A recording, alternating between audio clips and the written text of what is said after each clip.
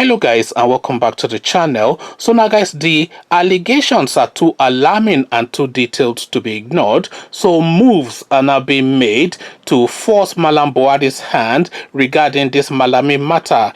Guys, I bring you this. Buhari receives corruption allegations against Mallami. So, as I said, the expose, of course, was led by Sahara reporters. So, we had receipts, we had addresses, we had the streets, we had the locations of where a lot of these properties were located. We even have photographs of the properties, and we're not talking 1, 2, 3 properties. We're talking properties in the tens that this Mallami is now building all over Nigeria and buying all over Nigeria.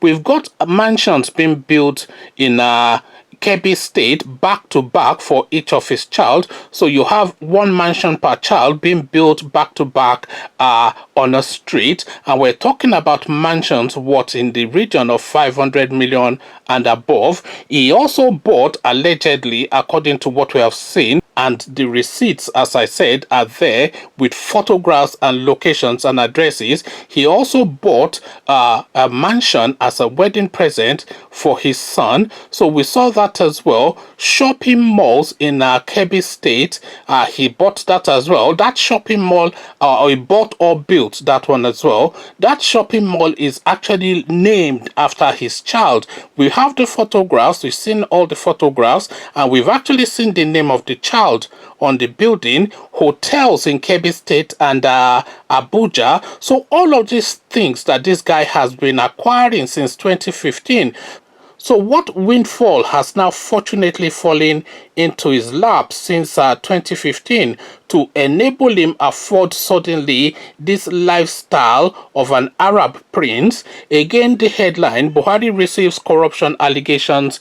So now let's now see how Mallam Buhari's hands are being forced. Anti-corruption groups in Nigeria have submitted corruption allegations against the Attorney General of the Federation and Minister of Justice, Abubakar Mallami, to President Muhammadu Buhari. Their letter was titled Compilation of Corruption Allegations and Abuse of Office. It was signed by the chairman, Civil Society Network Against Corruption, Olanrewaju Suraju, Chairman, Center for Anti-Corruption and Open Leadership, Debo Adeniran, and co-founder of Say No campaign, Enze Nwagwu. The coalition called for the immediate probe of Mallami to ensure a full inquiry devoid of interference. It insisted there are very strong allegations against Mallami with clear evidence and urged Buhari to act immediately. We have listed these corruption cases after painstaking compilation of high-profile corruption cases against the country's #1 law officer. The president must act without delay, the group said. They told Buhari that his action has the prospect of determining the future of the anti-corruption campaign in the country. The allegations include the alleged auction of sea vessels holding crude oil seized by the federal government, violating Section 31(2) and 4 of the EFCC Act 2004. The coalition said Mallami also authorized the sale of vessels by companies under EFCC prosecution for similar offenses of oil bunkering. This action was admitted by the AGF through his media aide, pleading presumption of innocence on the part of the accused in the case being prosecuted by the federal government through the EFCC. The letter said the minister was accused of twisting the law to shield his family members, corrupt officials, and institutions in the most brazen manners. The AGF was blamed for the reinstatement of Abdul Rashid Maina, former chairman of the Pension Reform Task Team, into the Federal Civil Service Commission without due process. Mallami was accused of filing for the discontinuation of a 25 billion criminal charge against Senator Senator Danjuma Goje without any justification after over 7 years of diligent investigation and prosecution by the Economic and Financial Crimes Commission (EFCC). He was alleged to have withdrawn criminal charges against soldiers accused of killing police officers and a civilian in a bid to aid the escape of billionaire kidnapper Bala Humisu, popularly known as Wadume. The letter recalled that on November 18, 2018, Mallami, through a lawyer from his office, Pius Akuta, withdrew a case filed by the EFCC in Lagos High Court against John Abebe, younger brother of Stella Obasanjo. It noted that the EFCC resisted the illegal move in the case before Justice Mojisola Dada on the ground that the AGF has no constitutional power to take over a case filed in court. The coalition cited the withdrawal of a criminal case against Chairman Code of Conduct Tribunal (CCT) Danladi Umar, demand for withdrawal of cases against Mohammed Bello Adoki, Dezana Alison Madreke, and others involved in the Malibu oil scandal, suspension of investigation of alleged fraud in Nigeria incentive-based risk-sharing system for agricultural lending (NIRSAL). The AGF was also accused of duplicity of payment of 16.9 billion fees to two friends as new lawyers for the recovery of loot traced to former head of state Sani Abacha after a Swiss lawyer, Enrico Monfrini, who helped in the recovery, was fully paid by the previous government. The minister was indicted for halting the prosecution of former Comptroller General of Customs Mohammed Indidiko through an alleged suspicious deal between the AGF and the immediate past DSS Director General, as well as shielding the ex-custom boss from refunding of $8 million to the government. The groups said their investigation suggests that Mallami allegedly owns assets worth billions acquired after his appointment.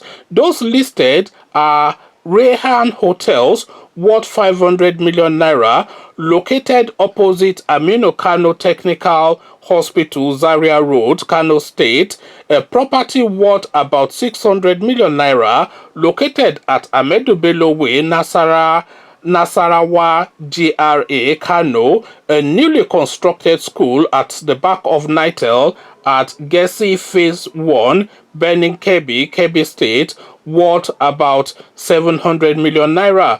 Others, a property allegedly built by Mallami for his son located at Gesi Phase 2 in Benin Kebbi, worth over 400 million naira. A mansion known as Isbia Arena, allegedly built by Mallami for his second son, Isbia, an entertainment center worth 3 billion naira with a big plaza and a kids playing center and hotel, all combined in one expansive property. Mallami was accused of using the official letterhead of the Office of AGF to seek support for his son's wedding. He was accused of allowing the breach of C-19 protocol and regulations, putting the lives of Nigerians at risk during the wedding of his son. The minister was said to have displayed his unpretentious hatred for the fight against corruption by writing a letter dated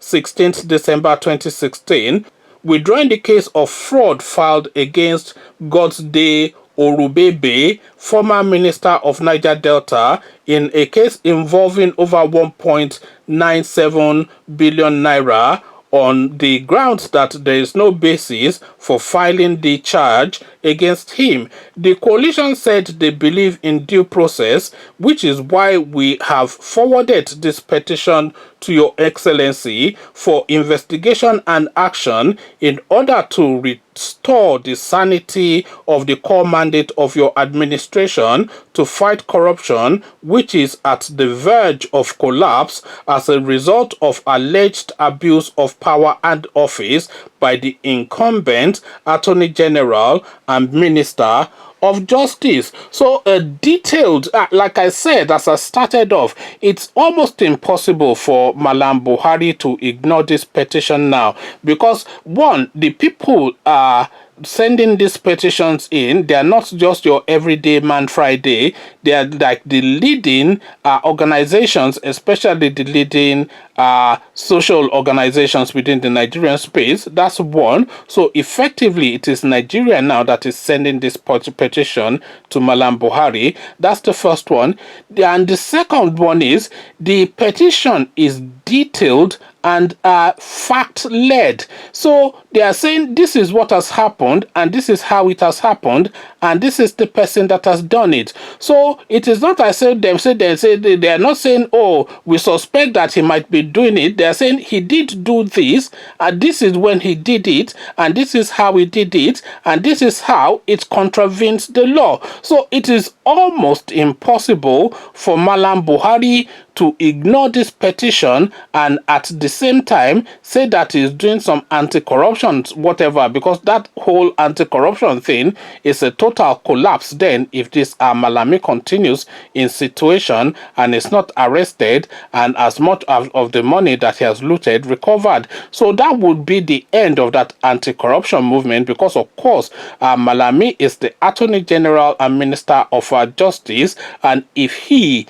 is at the heart of the corruption that is taking place within the country, then there is no fight against corruption, because it is the law that should be fighting the corruption, and the Attorney General and Minister of Justice is the law. There is no law above the Attorney General and Minister of Justice, because that is the custodian, that is the interpreter of the Nigerian Constitution. So if that person then says that he is corrupt, then there's no fight against corruption, or if that person, rather should I say, is found to be corrupt, then there is and cannot be any fight against corruption, because what tool would you use to fight corruption if you can't use the law to fight it? And if the law is corrupt, then what fight is there taking place against corruption? So this is the argument, a detailed petition.